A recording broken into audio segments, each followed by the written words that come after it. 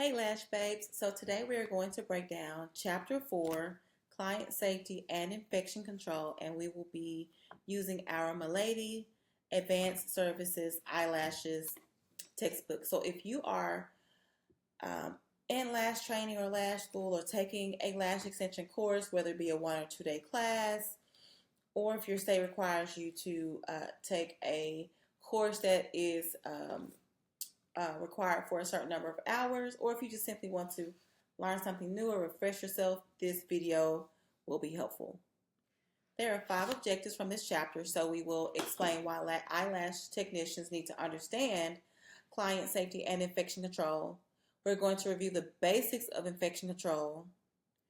We're going to talk about employing proper hand washing techniques, demonstrate effective disinfection of tools and workspaces and work surfaces, and follow exposure protocols to protect yourself and your clients. So I'm going to give my disclaimer. This slideshow from Milady, it's not very detailed, so you are going to hear me breaking down more. You're not going to see a lot of words on the screen. So I do encourage you to pause the video as you need to. If you have questions, make sure that you comment below so that we can assist you. All right, so why study client safety and infection control? So having a thorough understanding of infection control principles and practices is necessary when dealing with the public and coming into daily direct contact with clients. Eyelash extension technicians should study and have a thorough understanding of client safety and infection control because you will have daily contact with your clients' skin and eyes, both important avenues of infection. You also need knowledge of products and practices to prevent the spread of infection while ensuring a safe work environment for yourself and for your client. And lastly, you must understand and practice techniques to prevent and control exposure to not only blood but other potentially infectious materials to protect your health and the health of your clients. So let's get into some infection control basics. This is actually objective number 2, all right? So I want you to know that it's your responsibility as an eyelash technician to use proper and effective infection control methods that help safeguard your health and the health of your clients. The standard for hygiene is a protocol followed by dentist offices. Treat every client as if they are harboring harmful microbes. You want to prevent cross-contamination by always using clean and disinfectant products, tools, and work surfaces. Immediately discard single-use products and consider all hands, tools, products, and surfaces contaminated as soon as they touch the human body. So let's get into a little bit of prevention 101. So in general, the risk of infection can be greatly reduced with a few simple steps. You want to eliminate pathogens through proper hand washing, cleaning and disinfection or sterilization. You also want to clean and disinfect tools and equipment after every service.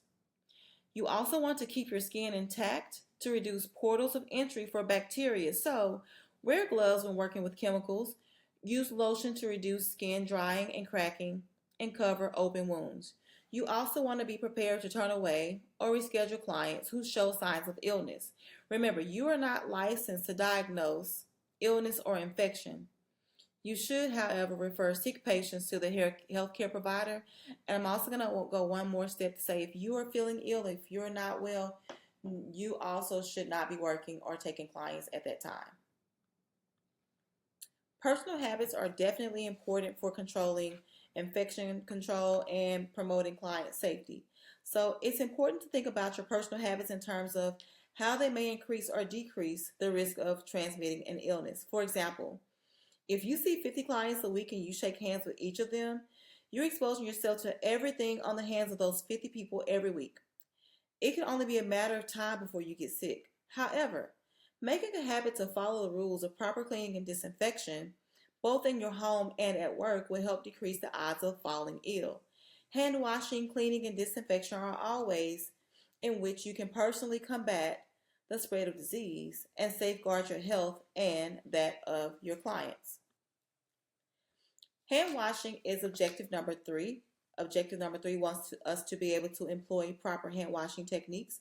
So I'm going to start by saying properly washing your hands is one of the most important actions you can take to prevent spreading germs from one person to another.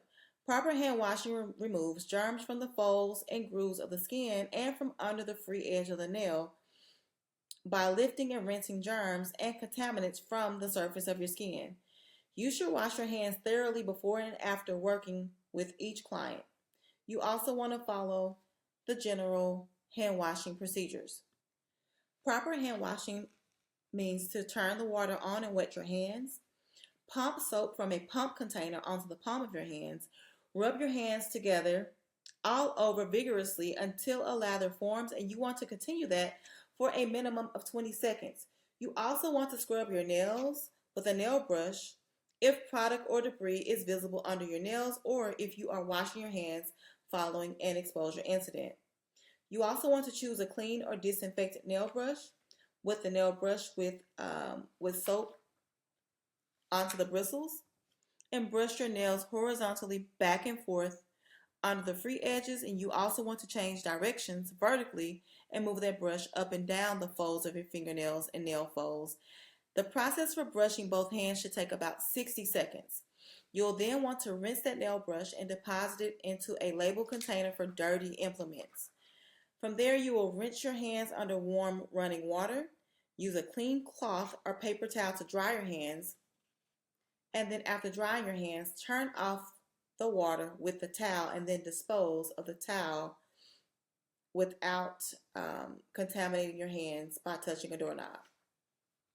I also want to highlight that in a salon setting or a public place, when you're washing your hands, you want to always use liquid soaps in a pump or an automatic dispensing container. Never use bar soaps in the salon or for public places because bacteria can grow on bar soaps.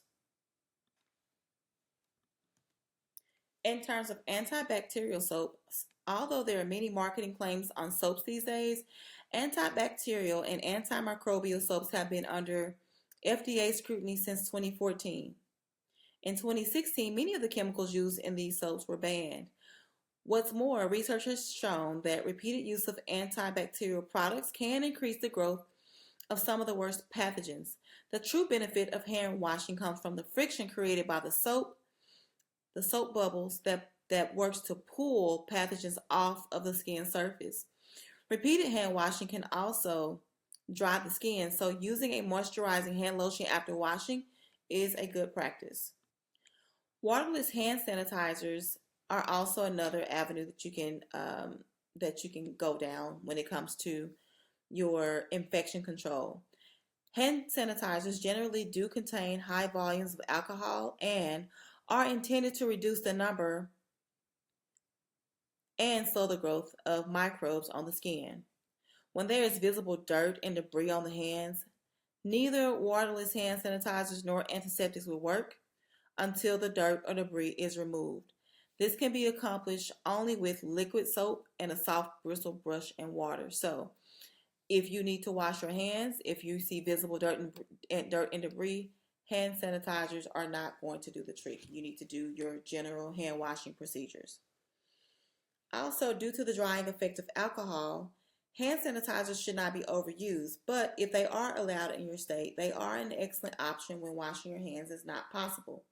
Never use an antiseptic to disinfect your instruments or other work surfaces. It is ineffective for that purpose. Also, be aware that the high percentage of alcohol, again, can dry the skin to the point of causing openings that allow for infectious agents to infect you. So with that in mind, use hand sanitizers only as a secondary option to hand washing. Objective number 4, cleaning and disinfection. Proper infection control can prevent the spread of disease caused by exposure to potentially infectious materials on an item surface. Cleaning and disinfecting non-porous and reusable items.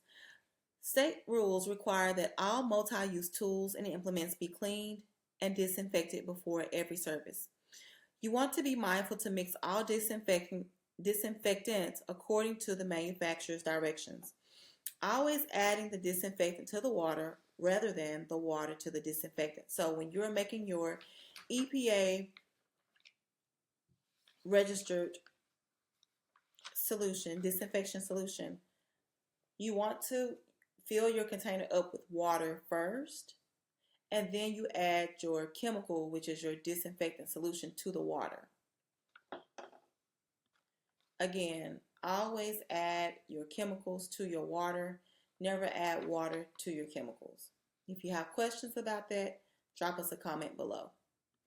In terms of proper use of disinfectants, implements must be thoroughly cleaned of all visible matter or residue before being placed in disinfectant solution. This is because residue will interfere with the disinfectant and prevent proper disinfection. Properly cleaned implements and tools, free from all visible debris, must be completely immersed in a disinfectant solution. So, complete immersion. What that means is there's enough liquid in your container to cover all surfaces of the item being disinfected, including the handles, for at least 10 minutes or according to the recommended time by the manufacturer. When using a spray, wipe, or aerosol disinfectant, you must still look for and adhere to the contact time to ensure all pathogens on the label are being effectively destroyed. Sprays are used for larger tools and implements that cannot and should not be immersed. Wipes are used for surfaces and other non-immersible items. Then we have sterilizers. So, depending on your state's protocols and rules, you may or may not have to have a sterilizer, but we're going to break them down here. So, sterilization. Sterilization is a process of destroying all microbial life, including spores, which can be incorporated into your cleaning routines, but it's rarely ever mandated. Effective sterilization typically requires the use of an autoclave or flash sterilizer, which are equipment that applies both heat and pressure. For sterilization to be effective, items must be cleaned prior to use, and the sterilizer must be tested and maintained and as instructed in the manufacturer's specifications. The CDC also requires that autoclaves and sterilizers be tested monthly to ensure that they are properly sterilizing your implements, which is what they call a monthly spore test. Okay. When it comes to disinfecting your equipment, electrical equipment has contact points that cannot be immersed into liquid. These items should be cleaned and disinfected using an EPA-registered disinfectant designed for one of these devices. You always want to make sure that you follow the procedures recommended by the disinfectant manufacturer and prepare the solution and follow the item's manufacturer's directions for cleaning and disinfecting the device. When it comes to disinfecting your work surfaces, most states require that all surfaces be cleaned and disinfected before beginning a service. Be sure to clean and disinfect your tables, your stations, your chairs, your armrests, and any other surface that a customer's skin may have touched. Clean doorknobs and handles daily to reduce the transfer of germs to your hands. And then in terms of cleaning towels and linens, clean towels and linens should be used for each client. To clean towels, linens, and capes, launder them according to the directions on the item's label. Be sure that the towels and linens are thoroughly dried. Items that are not dry may grow mildew or bacteria. And also, whenever possible in your restrooms, always use disposable towels. So paper towels are going to be your go-to there.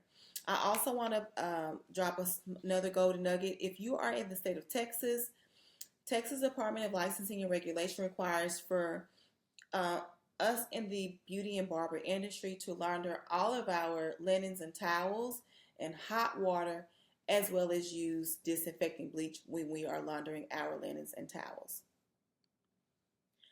Multi-use products. So when using creams, lotions, gels, or any other product that is dispensed from a multi-use container, it's important not to contaminate the product. Always use a pump or shaker to dispense products when possible. For products in a tub-type container, always use a clean spatula to remove the product. Never use your fingers.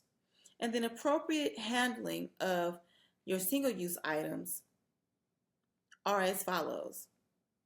So your soiled items such as your gloves and under eye pads must be placed in a covered waste container. While in use, your single-use items must be placed on surfaces that can be disinfected or disposed of, such as a paper towel.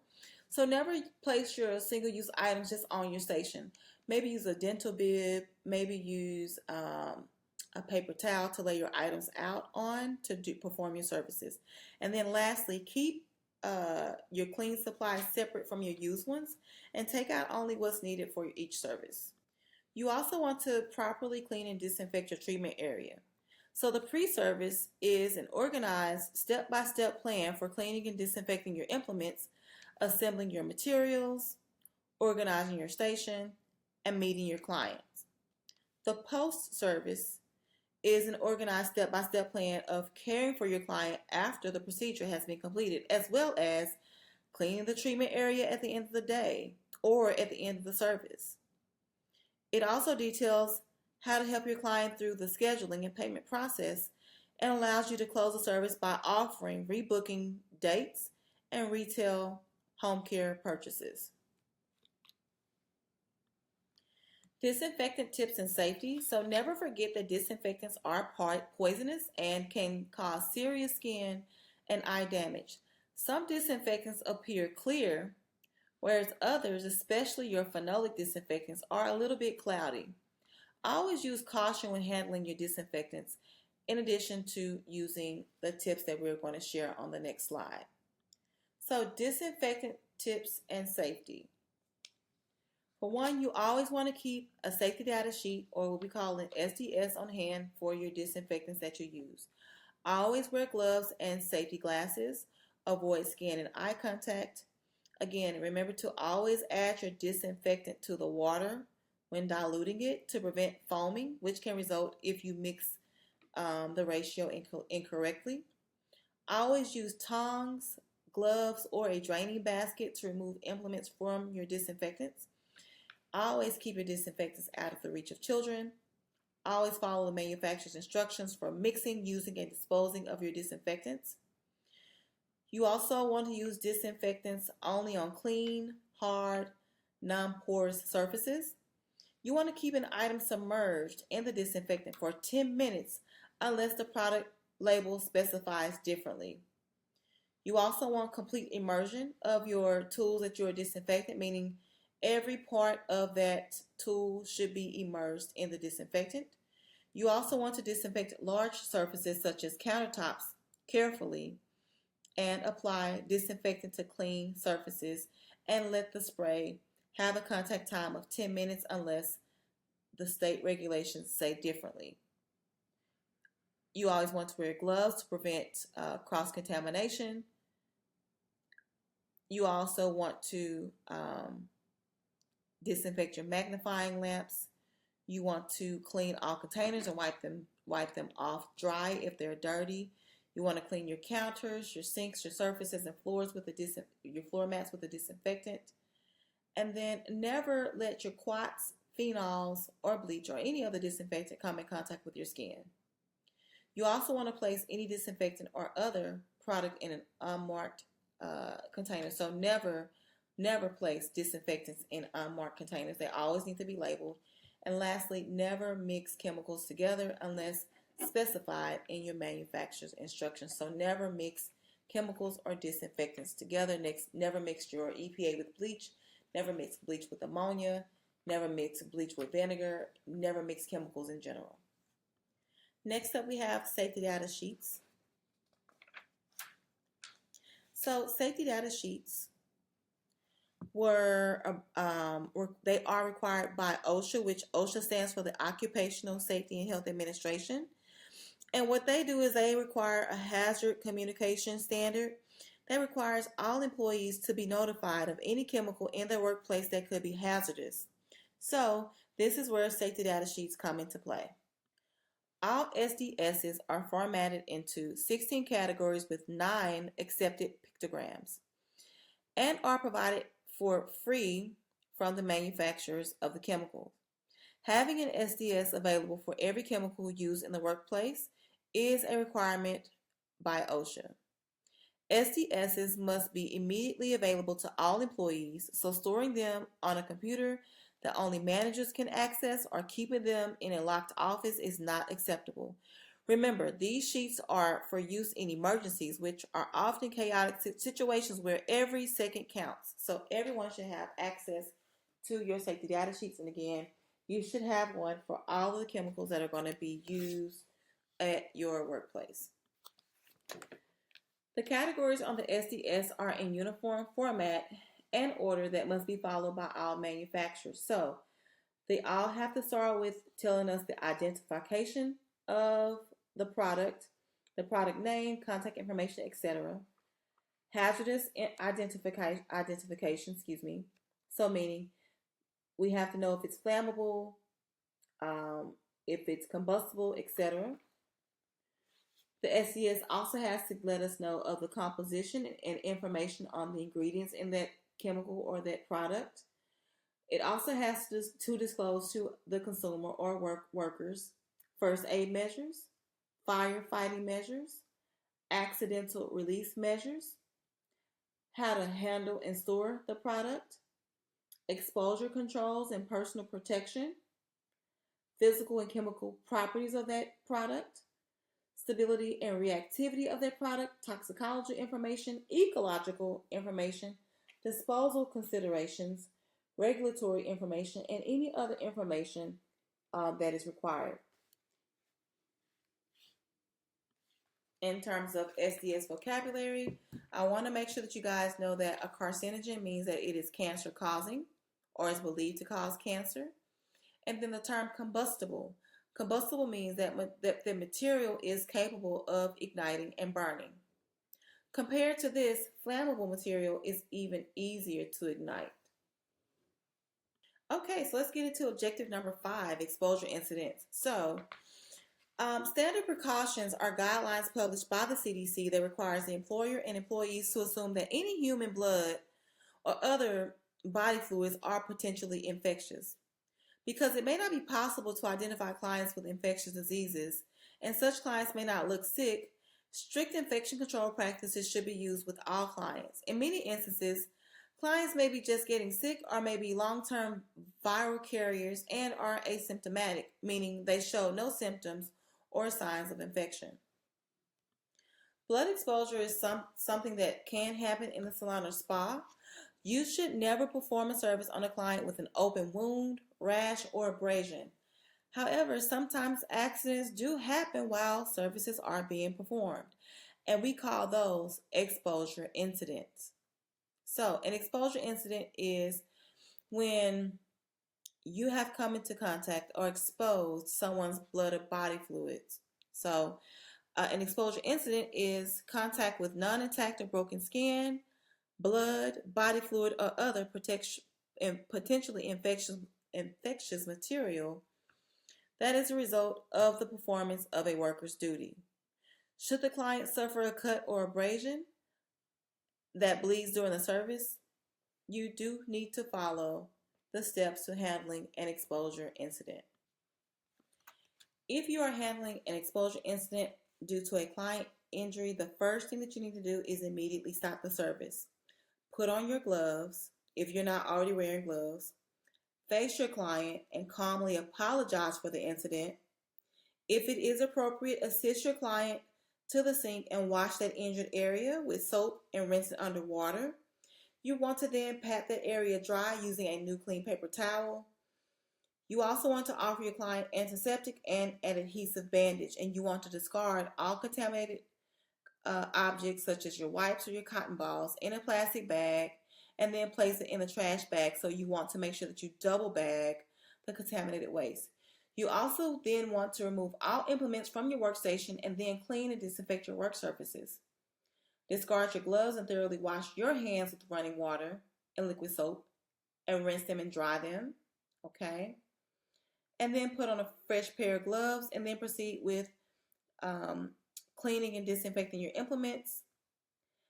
And after you're done with that, you want to just discard those gloves, wash your hands again.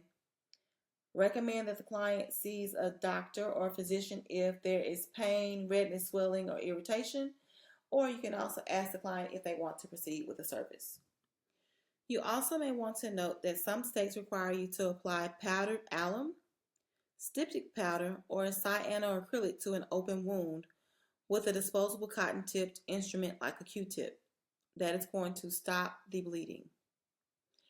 If you happen to cut yourself or hurt yourself while you are working, these are the steps that you will need to follow.